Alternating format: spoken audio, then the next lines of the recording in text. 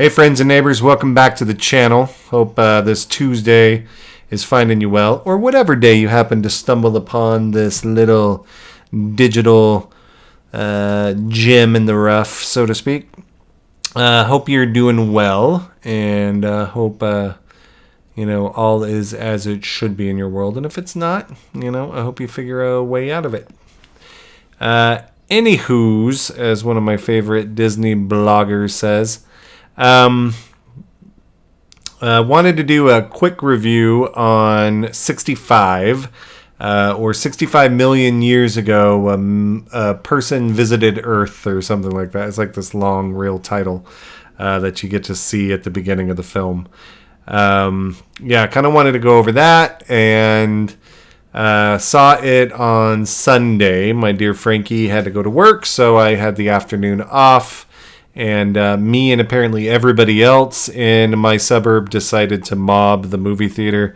Again, the vast majority of people no doubt going to see the new Mario, which is great, and I support it. I love commerce and the theater and people going to the theater. But anywho, so 65. I'd wanted to see this when it originally came out, or when I saw the preview for it, like maybe 6 months ago, when this started, or when this came out, and I was like, oh, that's going to be awesome. Adam Driver is such a great actor. It's got dinosaurs, I'm a fool for dinosaurs.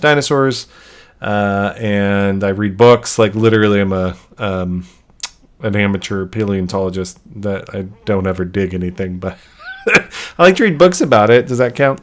But anyway, and I was like, this is going to be great. What a great concept. Somebody's crash lands on the planet. I thought it might be one of those, and this is how the Earth was seeded with humanity or whatever. And, like he fucks an ape or something, and that's how humans get started. I don't know. Luckily, that's not how it was. What they are, however, is this kind of separate species that is a spacefaring species, and he is a pilot who has a 2-year mission to get human cargo, or, well, they're not even human, I guess, whatever race this planet is. They look human. They don't even pretend that they're alien, or have them look alien, and he has to get them someplace where they need to be, and he runs into this asteroid field thing that ends up crashing his spaceship onto this desolate planet where nobody is, and the only person that survives is this girl, and he has to help her and get her basically back to like the escape hatch or whatever to launch themselves back into space, because again, this is a spoiler filled review. Hopefully stop now, otherwise forever hold your peace. And then what was fun about that was that the asteroid field that he had run into was actually the precursor to the big asteroid that was going to crash land on the planet to kill the dinosaurs.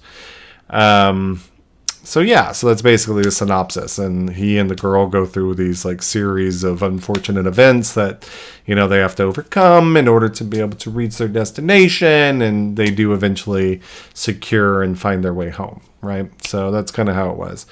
In terms of character and story, I did this after I got out of the movie theater, and I was kind of sad because this is one of the first ones that, scored pretty low for me overall in terms of the movie, and how I felt about it.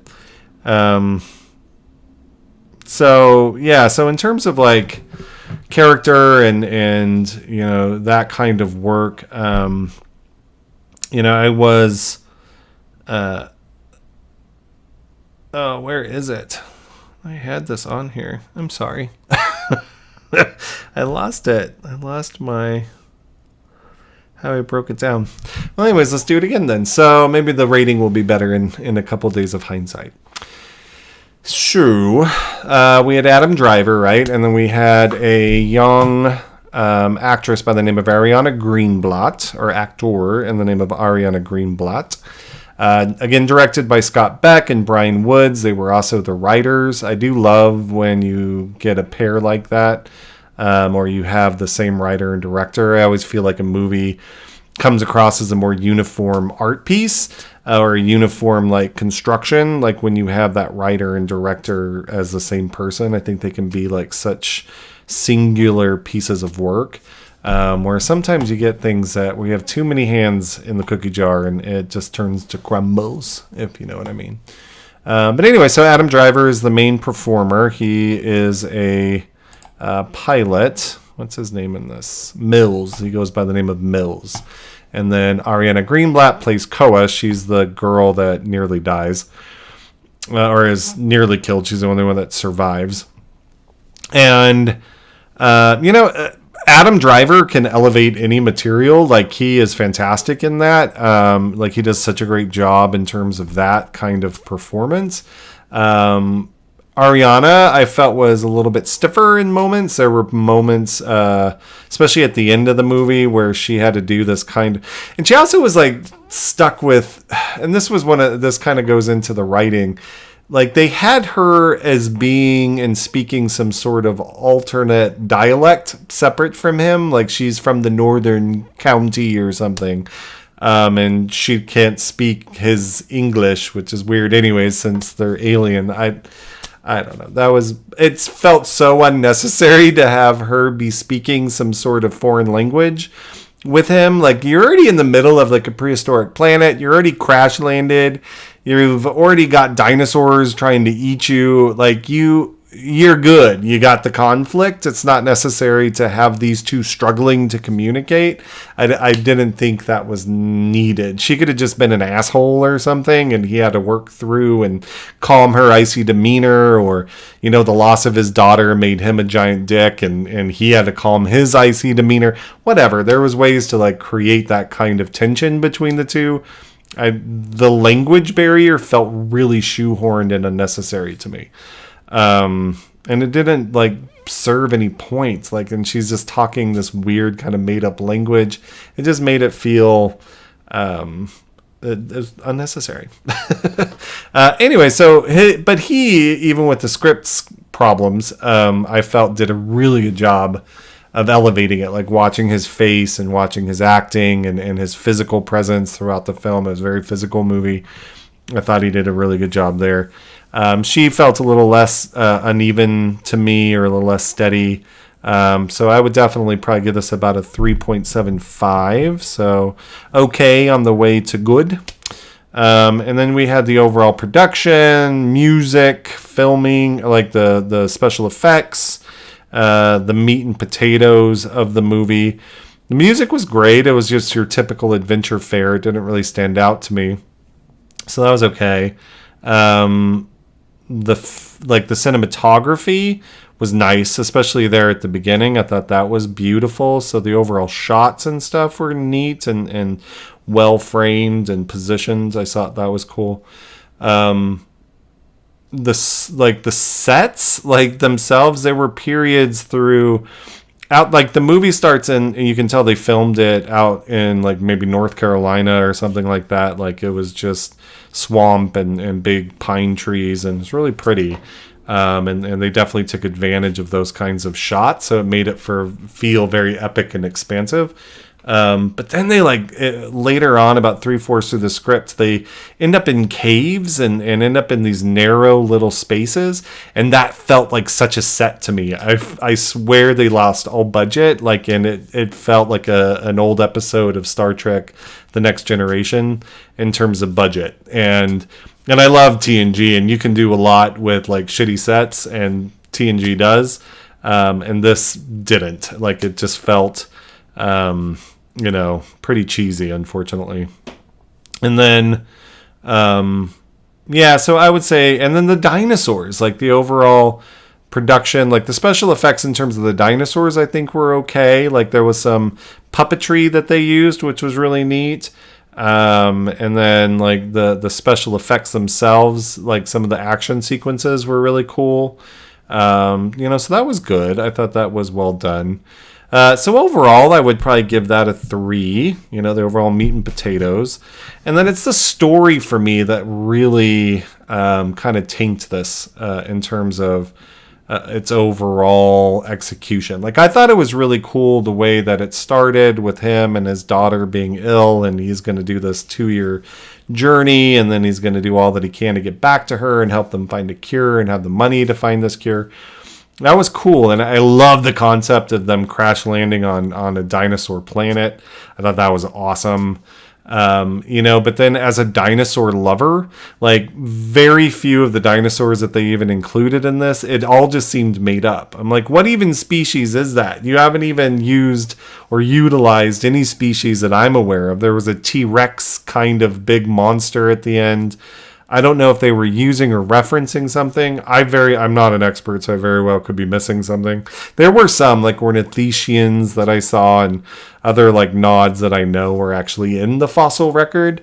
But I was expecting or hoping for, like, these iterations or these updated versions that we've come to know and love, or at least fill out this prehistoric planet, because for the first 20 minutes of him being on this, he sees nothing. Like, he sees nothing, interacts with nothing. It was a very empty prehistoric planet for quite some period of time, and I think that might go back to the budget. Maybe they were slashing this budget, and they really had to scale back on what they might have planned on. Or maybe it was supposed to be suspenseful and you know, stepping on eggs and getting the sense that there is things on this planet. Okay, but it wasn't really tying into anything. It wasn't necessarily leading into anything. We all knew that dinosaurs would be there, so that point of, like, faux suspense makes no sense. So yeah, the script to me was just okay. I didn't think it was all that great. I would give it a 2.5 just because I thought it was on its way to good if they had filled in some of those gaps. So with that all said, that gives us a 9.25. For the director, I like to take those 3 categories. I divide that by 3 to get the category or the score for the director. And I do that just because they're responsible for the overall creation. So by taking those 3 categories, adding them together, I can divide that out to get their score, if that makes sense. So theirs is a 3. So we've got 9.25 plus 3. That's 12.25. Divide that by 20. Yeah, so this is our first D minus. And again, all thoughts and love to everybody that worked on this. I am just a dude that likes to review movies. I don't want to shit on anybody's work. I don't like necessarily doing that. It makes me uncomfortable. But at the same time, you know, there were some things in this that could have been better, that could have elevated it and moved it forward. You know, so... But again, hats off to everybody that worked on the film. You know, that takes time, that takes effort. You know, it takes love and energy, and I honor that. You know, but for all points and purposes, I'm going to go ahead and give 65 a D minus. It was overall meh, you know, and worth watching. You know, one of those movies that, you know, you could curl up on a Saturday night and it's on HBO Max, soon to be just Max, and you can enjoy that film. So hope you are well, and thanks for watching. Peace.